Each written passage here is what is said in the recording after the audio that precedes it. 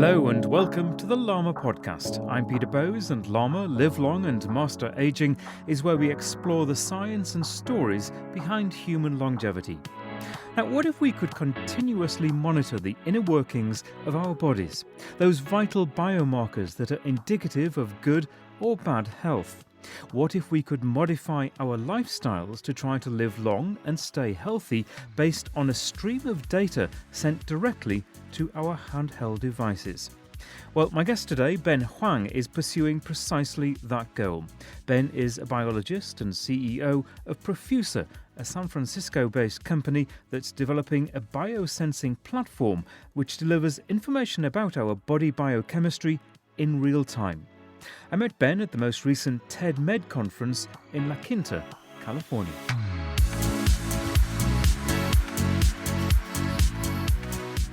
Ben Hwang, welcome to the LLAMA podcast. Thank you so much, Peter. It's great to be here. And it's good to see you.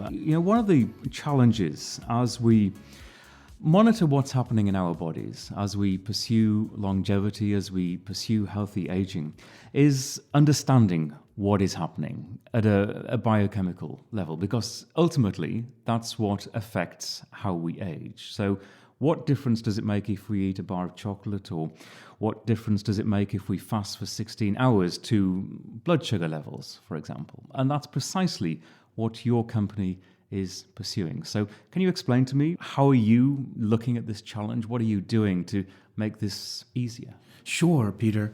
We recognize that monitoring an individual's biometrics, if you will, is critical, I think, for allowing us to actually understand how our actions and choices directly impact how our body actually reacts to those actions and choices. And we are so fortunate that we're in a place where we literally build off the shoulder of giants. There are a lot of people with a lot of effort behind this.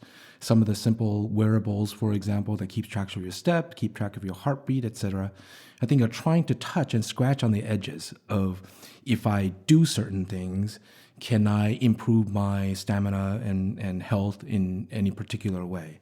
I think, unfortunately, those efforts fall short a bit for a couple of reasons. I think one is because what they're measuring are not necessarily a direct indication of one's biochemistry, which really is the endpoint that we're actually thinking about. And the reason that's important is because the wealth of clinical data and clinical evidence that have built up over the last decades, if not centuries, are all based on biochemistry, things that physicians currently look at today, as opposed to things like steps, where it's very tough to actually draw a correlation between steps versus your health status. And so we took on the challenge as a company to say, can we marry the best of both worlds, which is create an opportunity to measure biochemistry, which a physician is looking at, which an individual at home, if you do a little research, you can understand blood sugar and what's that correlation to one's health. But do so, get that kind of information in a way as easy to get as wearing a watch or as wearing a wearable. And we think we've got a really, really good solution to make that happen. So what is that solution? What are you producing? Yeah, so we have a little sensor platform. And when I say sensor, I'm going to put quotes on that. When people think about sensors, they think electronics, they think a lot of batteries and gadgetry. It really isn't that case. We figured out and understood that in order to get accurate biochemistry information out of the body, you really have to go inside the body and make the measurement directly. We think that's a fundamental tenet that's going to be pretty hard to get around. But fortunately or unfortunately, depending on how you look at it, when you put something inside the body, your body is exquisitely good at determining between what belongs inside and what doesn't belong inside. Any of us who's ever gotten a splinter would understand that. The little sliver of foreign body inside the body, you start getting inflammation, and if your body can't get rid of it, it wraps scar tissue around it to try to isolate it away from the body so that foreign object won't do any harm. Your body wants to reject it as soon as possible. Exactly. Now, it's great as a human species. You and I celebrate it, because without that foreign body response, we wouldn't be here speaking to each other today as a species. But for a technologist trying to make measurements inside the body, that's actually a big bummer. It's a really big challenge. And we've actually overcome that biological challenge. We've developed a little sensor, which is a width of a few hairs, about 2 to 3 millimeters long. It fits inside the interior diameter of a 21 gauge needle, which is a typical hypodermic needle that would be used by a physician to either draw a vial of blood or give you an injection. And that little sensor, when placed under the skin, instead of eliciting that foreign body response that I described earlier, it's made in a way where the body actually doesn't mind it being there. Not only does it not mind it being there, it actually grows healthy tissue throughout that material on a microscopic level. And so if you think of it, it's actually, to use a crude analogy, it's like a Trojan horse that you can introduce inside the body. And now if you decorate that material with sensing chemistry that will bind whatever it is that you want to measure, whether it's oxygen or glucose, then you have an ability to immobilize that chemistry and measure in situ, inside the body, what the level of that chemistry is. The benefit of doing it this way is that sensor that we put inside the body, it's tiny, it's small, and so you don't even see it. The reaction happens in the background. You don't think about it. But more importantly, because the body doesn't mind it being there, that sensor lasts for years. I was going to say, if your tissues grow around it, how long is it there? Potentially forever, or can it be removed? Yeah, well, it definitely can be removed. Anything could be removed, but there's no need to remove this. The foreign material that we put inside the body is so small, and it's got such a long predicate history of safety that's studied in other devices and such, that there's really no reason to remove it. But importantly, beyond the lack of removal, is because the body doesn't mind it being there, there's no scar tissue around it, the local environment for that sensor, when we place it in versus a month from now, 2 months from now, a year from now, that local environment is the same. There's no scar tissue around it. And because the local environment is the same, that sensor now has the ability to actually function for a very, very long time. So contrast that to sensors that are used to monitor diabetes, for example, these continuous glucose monitors. Most of those devices, you have to change it out in a matter of days, if not a couple of weeks. Whereas our sensors, the first sensors that we have that measures dissolved oxygen, they're working for more than 2 years. And when you add the size, the longevity of usage, one little poke on the skin gives you usability for years. When you add the fact that data acquisition now is as easy to get as wearing a watch because it's completely non-invasive and just in the background, and the cost of this because the system is so simple, we think the adoption could be really, really significant, not just inside the clinic to manage diseases, but also in places where individuals are just interested about their general health and well-being. We think it could really change the way we think about health and longevity. And just to recap, the process of implanting the sensor, you say a little poke in the skin, it is like just getting an injection? It's literally like just getting an injection. There's no other additional burden other than think about the last time you went to a doctor to get an injection. That's exactly the same experience. The beauty of it is because you're measuring biochemistry now continuously over a long period of time, instead of getting multiple pokes, if you will, during that period where our sensor is working, one poke replaces many. And this is a sensor that works independently. It doesn't need any sort of energy source. Well, that's correct. Once you put it inside the body, the material is completely passive. It doesn't require any energy source. It does not. There are no batteries to change out, for example. And they couldn't be at that size. Exactly. So once you put it inside the body, it's there. The way you read the signal, the energy source is actually on the outside of the skin. So the way you read the signal is there's a reader on the outside, and that reader just fires an excitation light through the skin, and that excitation light interrogates the sensor. And because the signal is transmitted optically, just light through the skin is what's picked up by the sensor, by the reader on the outside. So where in your body do you have the sensor?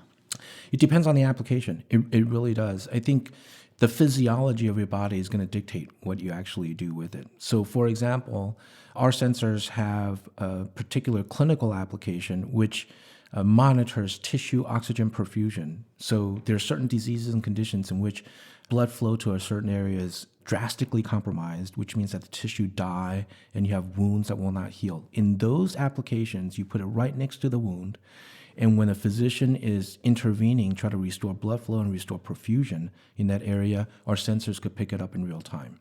So that's a very localized measurement.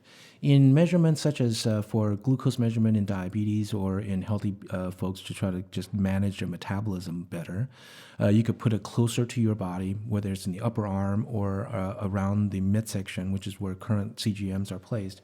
And that area would give you a much more systemic measurement on what's going on throughout the entire body. Can you give me a range then of the kind of measurements that it can make? You've mentioned blood sugar. What about lipids and that kind of thing? Yeah, so I think in theory, Peter, these devices or our sensor can measure almost anything. Without getting too technical, the sensor actually measures a compartment that's called the subcutaneous space. So what it measures is the interstitial fluid, basically the fluid that bathes the cells, not inside the blood vessel. So as long as the molecule that you want to measure, or that the molecule of interest you want to measure, is available in the interstitial fluid, then we're in good shape. Now, by the way, that's almost everything that's important, right? Because your lymphatic system, your blood vessel, and your circulatory system, basically, they're just bringing nutrients to your cells. It's what your cells see and experience is what's important. That's a compartment that we actually measure. So I think that's one criteria. The second criteria is the abundance of the molecule. We could actually get really, really low abundance, but there's certain things where you start counting molecules. There's some viruses, for example, right, that one or two viral particles could actually start a cascade for you to become infected with something.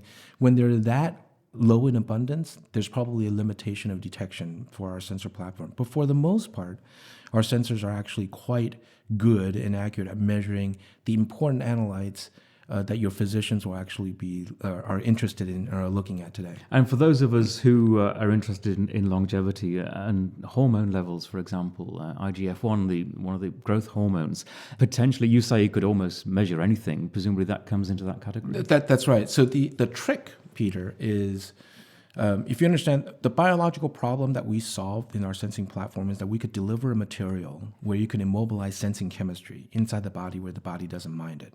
So the question is no longer how do we deliver that sensing modality inside the body. The question is, what is that sensing chemistry? Because if you have it developed, we likely could deliver inside the body and be able to measure it. And so currently, our focused efforts are around chemistries that are on these more nominal blood tests and more normalized blood tests. As I mentioned, blood gases, oxygen, CO2, glucose, lactate, pH, some electrolytes, etc. But going forward, clearly there's no reason why we wouldn't develop the lock and key model to be able to detect, for example, the hormones and maybe certain drug levels and others. So where are you at now? Clearly this is in the development stage. And is this sensor regulated yet? It is going to be regulated, and we celebrate that, quite frankly. I think anytime you actually develop products where you expect to create tools for people to make very high-value decisions about their health and well-being, I think there ought to be some standards that you establish, right? So and just to explain, we're here in the United States. So what Right. would that regulation process be? Which body would it involve? So it will be the FDA, the Food and Drug Administration in the United States. Our first product, the oxygen sensor, has been approved in Europe. So we received our CE certification this year. So we will be in clinics with these sensors to manage wound care and wound healing, which is a really large and significant clinical opportunity, and we're looking forward to be able to help that patient population live their lives better and live their lives fuller.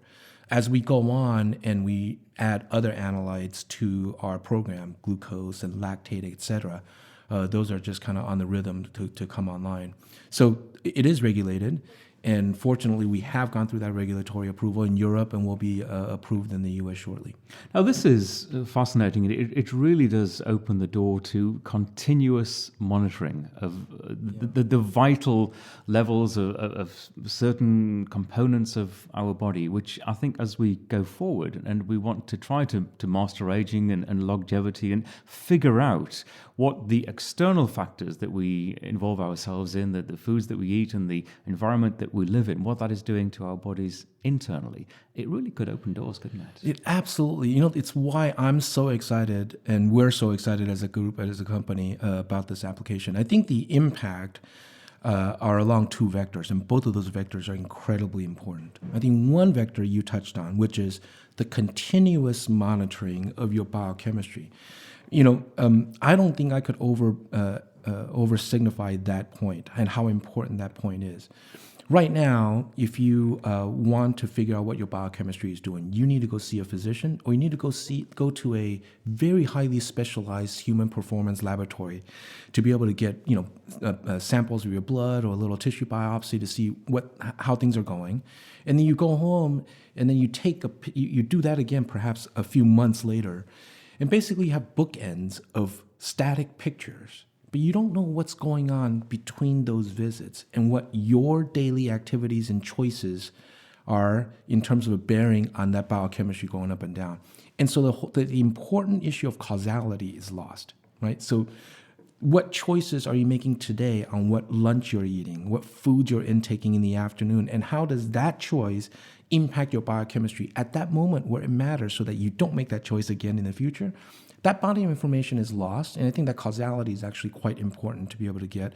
And measuring biochemistry in this way, longitudinally and continuously, will give you that vital piece of information. And of course, with the advent of wireless technology and body computing, there is the potential, I assume, to use your kind of technology with a system that will transmit data straight to your doctor or to some sort of monitoring platform, so your doctor can be alerted, especially for at-risk people, if there's a potentially dangerous situation. Absolutely. And I think it's the mechanism of actually being able to interact with your physician at the time that it matters.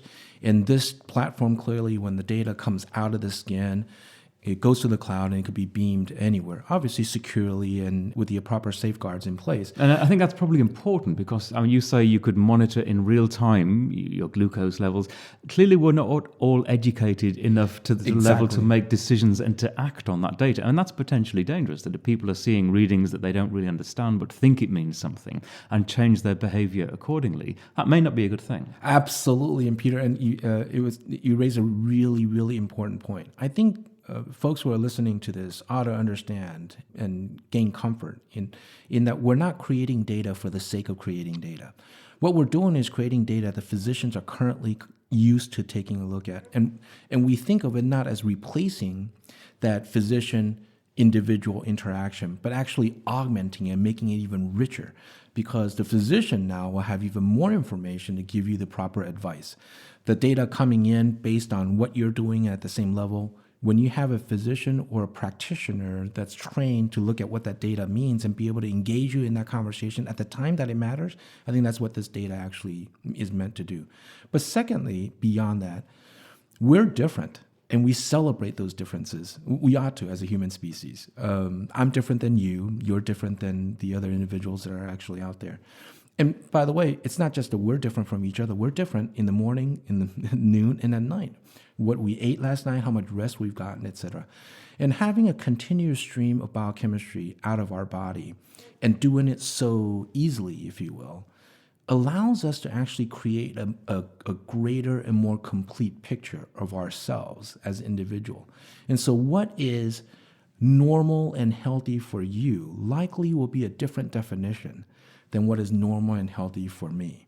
Right now, the way medicine is practiced and the way biochemistries are tested, it's very difficult to tease that out. The normal range of blood sugar for you and I, when we go see a doctor, that range is the same. Whereas I think over time, when you can measure your blood sugar level, using that as an example, long term, and be able to link that up to how you feel and the causality of your actions to the outcome, you can start defining a profile of what healthy means for you and for me individually.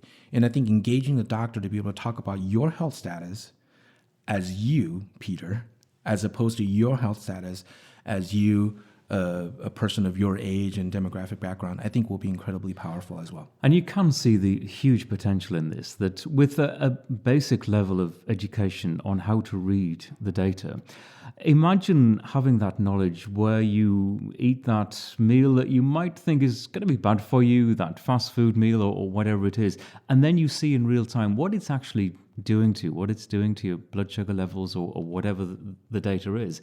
You can see people thinking twice about that meal, knowing as a fairly basic level what it's doing to you, whether it's good or bad. You don't need to know the nth degree of all the biochemistry, but just the basics. I think it would change people's lifestyles. I would hope so. I'll give you a personal example.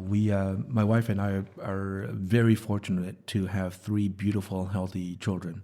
Our youngest daughter is 2. When my wife was pregnant with Gracie, she developed gestational diabetes.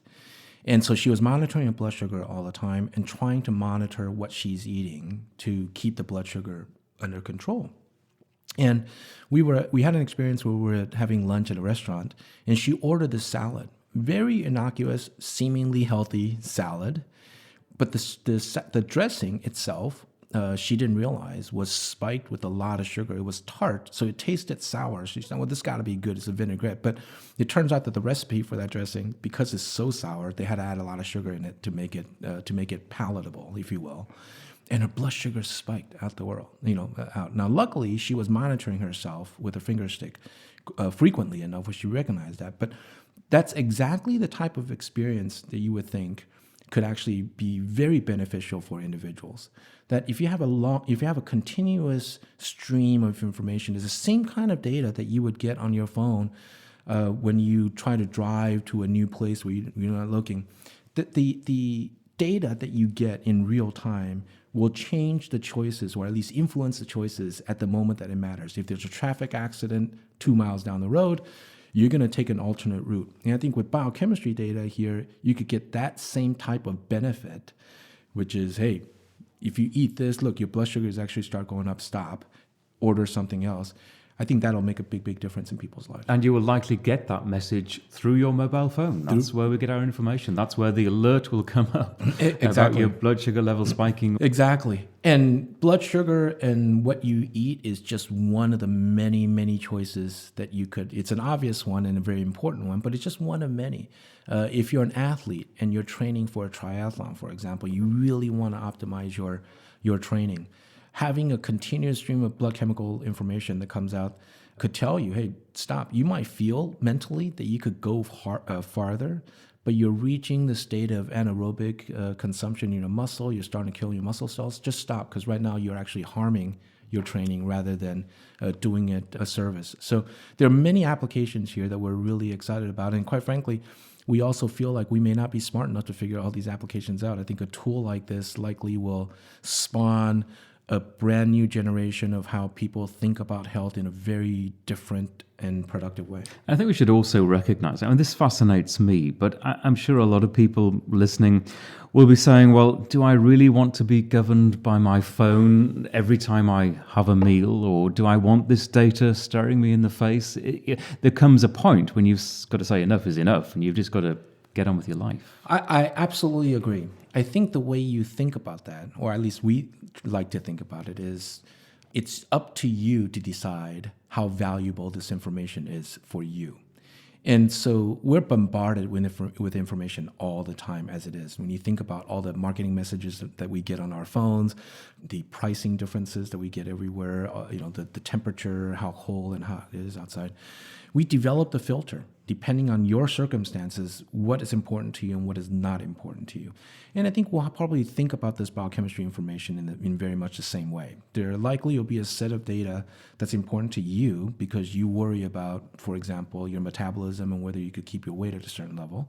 Whereas for somebody else who's training for a triathlon, might really worry about muscle consumption of oxygen and how their tissue is actually doing, especially during the training period. And that's okay. It's up to you to determine what's important and what is not important. But as long as the data adds value to your life and what you actually want to do, and you have that choice to either ignore it or embrace it, I think it'll be good. You're holding a little vial there. We haven't actually talked about this yet, but this, I assume, includes a sensor. It is. So technology... And this is what, 3 or 4 centimeters long, this vial, about a depth of about a centimeter? Yeah, so unfortunately, the technology of the radio cannot transmit images. Yes. But I'm holding a vial. It's a cylindrical glass vial. And inside the vial is filled with fluid. And inside the vial, there are 4 of these sensors floating around. So you see that? Each one of the green slivers that you see inside is an individual sensor. Oh, I can see them just floating around. That's right. That's how little small, goldfish there. That's right. That's how small it is. Yeah. If that material, if I take it out of the vial and you feel it, it's actually soft and pliable. It's a consistency of a soft contact lens. I think most of your listeners would understand what that means. Exactly, yes. I mean, really, this is a clear vial, and it just looks like a few hairs floating. Exactly, right. A few eyelashes. That's right. That's the sensor. That's what we put inside the hypodermic needle, and that's what we actually deliver under your skin. Each one of them is a sensor. And once we place that under the skin, you kind of just forget that it's there.